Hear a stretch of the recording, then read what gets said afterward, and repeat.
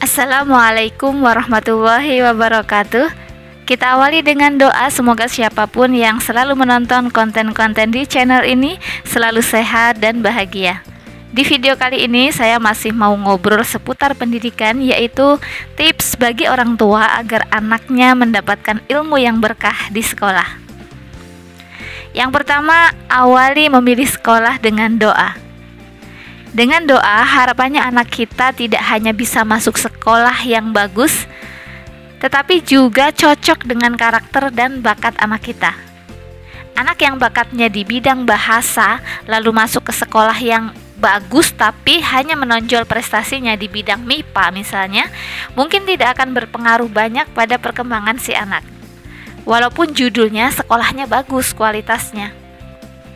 Demikian pula anak yang berasal dari keluarga pas-pasan misalnya ya, yang bisa masuk ke sekolah favorit tapi rata-rata siswanya berasal dari keluarga menengah ke atas yang kaya, yang berada. Bisa jadi anak tersebut akan terganggu secara psikis atau merasa tidak nyaman di sekolahnya. Jadi libatkan Allah dalam hal apapun, termasuk memilih sekolah untuk anak-anak kita. Yang kedua, masuklah ke sekolah dengan cara yang wajar sesuai dengan prosedur. Maksudnya apa? Sebaiknya daftarkan anak kita dan ikuti proses seleksi yang memang ditetapkan pihak sekolah. Jangan cari jalan lain, semisal memanfaatkan orang dalam, saudara, tetangga, atau bahkan menggunakan jabatan kita untuk menekan sekolah tertentu agar mau menerima anak kita masuk tanpa melalui tes, atau mungkin melalui tes dulu, tetapi ketika dinyatakan tidak lulus, kita mencari jalan lain gimana caranya agar anak kita bisa masuk ke sekolah itu. Kenapa hal ini tidak disarankan? Karena menurut saya secara psikologis akan merusak karakter anak dalam hal terbiasa menghalalkan segala cara untuk mendapatkan sesuatu. Lalu anak juga akan merasa tidak nyaman di sekolah itu karena dia sadar sebenarnya dirinya tidak berhak ada di sana.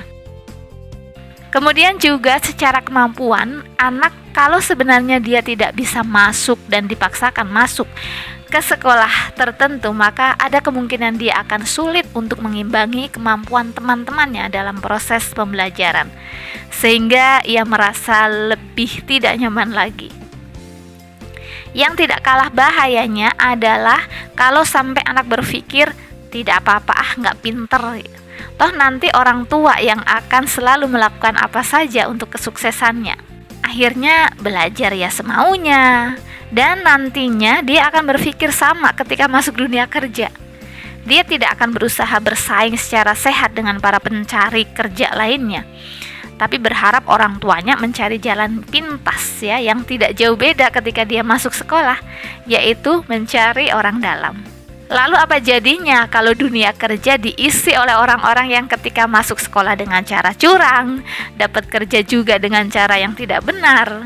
Nah, makanya sebisa mungkin kita belajar menghindari dan mengurangi budaya-budaya seperti itu, karena diakui atau tidak, masuk sekolah atau masuk kerja lewat orang dalam itu artinya kita sudah berbuat dolim pada orang lain yang murni ikut tes, masuk mendapatkan hasil yang bagus, seharusnya diterima, tetapi karena adanya titipan-titipan orang dalam itu menyebabkan dia tergeser, karena tentu saja kuotanya sudah ditentukan. Kecuali jika lewat orang dalam tapi tetap terpenuhi semua syarat dan proses yang ada dan memang dinyatakan layak masuk, tentu ini tidak masalah karena orang dalam hanya berfungsi sebagai pemberi informasi saja. Kemudian yang ketiga, hormat kepada guru.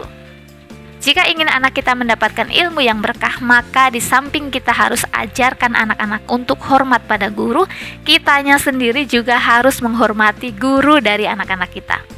Ini saya sampaikan bukan karena saya seorang guru ya, tapi justru karena saya juga seorang wali murid yang merasa bahwa anak saya yang sering saya tinggal kerja itu bisa baca, bisa tulis, bisa hitung, dan lain-lainnya benar-benar karena guru-gurunya. Mungkin ada andil saya, tapi kayaknya banyakan jasa para gurunya. Makanya saya sih berharap nggak ada cerita lagi ya orang tua melabrak guru anaknya. Kalaupun guru ada yang melakukan kesalahan, tentu itu tidak lepas dari fitrahnya sebagai manusia biasa yang tempatnya salah dan dosa. Jadi jika ada masalah antara anak dan guru, sebaiknya kita sebagai orang tua bicarakan baik-baik tanpa ada saling curiga, saling benci, apalagi keluar kata-kata kasar gitu. Jangan sampai ada kejadian guru menegur anak demi kebaikan, anaknya ngadu ke orang tua dan orang tua melaporkan gurunya ke polisi, lalu guru dipenjara ya. Kecuali betul-betul terbukti guru yang bersangkutan memang melakukan tindak pidana atau melanggar hukum, itu beda lagi. Ini bukan semata menghormati guru bahkan, tetapi menjaga karakter anak, jangan sampai merasa selalu dibela dan ada yang melindungi setiap kali berbuat kesalahan. Tips yang keempat, membayar biaya sekolah tepat waktu. Nah, ini yang kadang terabaikan, terutama di sekolah-sekolah swasta yang memang berjalannya proses pembelajaran itu tergantung dari dana yang berasal dari wali murid. Kebayangkan guru-guru dan karyawan di sebagian sekolah swasta yang gajinya belum mencapai UMR ya, jauh dari cukup. Kalau wali murid bayarnya telat, dari mana kira-kira mereka mendapatkan haknya ya? Ya kalau yayasannya termasuk yang ada ya untuk nalangin, kalau enggak kasihan ya. Dalam hal ini bagi orang tua yang memang kondisinya belum ada, mungkin bisa memberi kabar lah, minta maaf gitu ke pihak sekolah. Jangan diem-diem aja gitu maksud saya.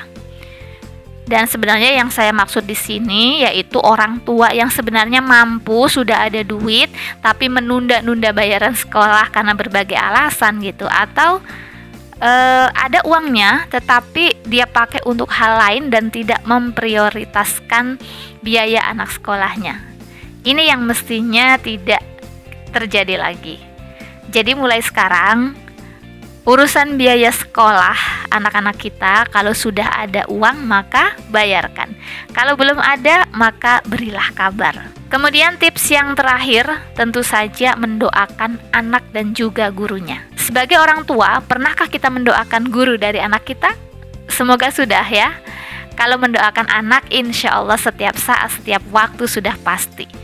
Tapi kita juga harus mendoakan guru-guru anak-anak kita, agar bisa menjadi teladan yang baik bagi anak kita. Bisa mendidik anak kita dengan tulus, ikhlas, dan selalu dicukupkan rizkinya. Kenapa ini penting? Karena jika guru anak kita tidak baik, maka sulit baginya untuk bisa mendidik anak-anak kita menjadi lebih baik. Dan ini bahaya bagi anak kita yang notabene menghabiskan banyak waktu bersama guru-guru tersebut di sekolah kan ya.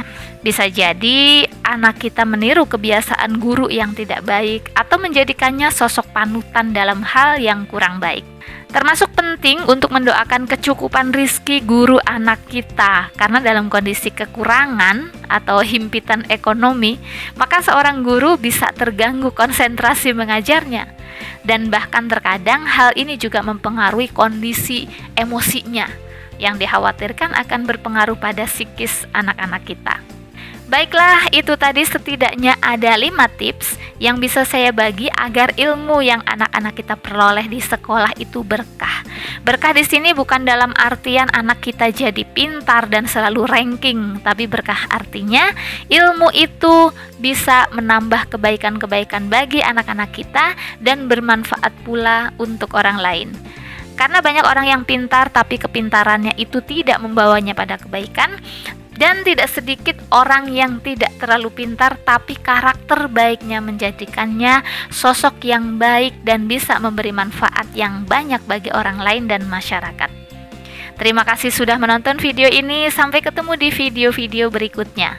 Wassalamualaikum warahmatullahi wabarakatuh.